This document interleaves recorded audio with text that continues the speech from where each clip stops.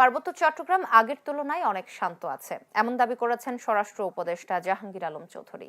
দুপুরে সার্কিট হাউসে চট্টগ্রাম বিভাগের আইনশৃঙ্খলা বাহিনী পরিস্থিতি নিয়ে মতবিনিময় শেষে স্বরাষ্ট্র উপদেষ্টা বলেন, শিক্ষার্থী অপহরণের মতো ঘটনা সমতলেও ঘটছে, তবে অপহৃত 5 শিক্ষার্থীকে উদ্ধারে যৌথ বাহিনীর অভিযান চলছে। বান্দরবানে বাংলাদেশের ভেতরে আরাকান আর্মির সাংরাই উৎসব পালন প্রসঙ্গে উপদেষ্টা বলেন, সীমান্তের ওই এলাকাটি দুর্গম, এজন্য কিছুটা সমস্যা আছে। সম্প্রতি রাউজান সহ চট্টগ্রামে আইনশৃঙ্খলা পরিস্থিতি অবনতি বিষয়ে ব্যবস্থা নিতে পুলিশকে নির্দেশনা দেন স্বরাষ্ট্র উপদেষ্টা। ইরান তো পুরাভাবে রক্ষিত আছে। এই ছোটখাটোই যে অপহরণ খালি ওই 4 জন হয়েছে, একজন ওই মেয়েটা হয়তো ছাড়াও পাইছে, এরকম অপহরণ তো আমাকে প্লেনল্যান্ডও তো হচ্ছে। খালি ওই পাহাড়ের কেন দোষ দেন? পাহাড় আগের থেকে অনেক ভালো অবস্থা আছে, অনেক শান্ত আছে।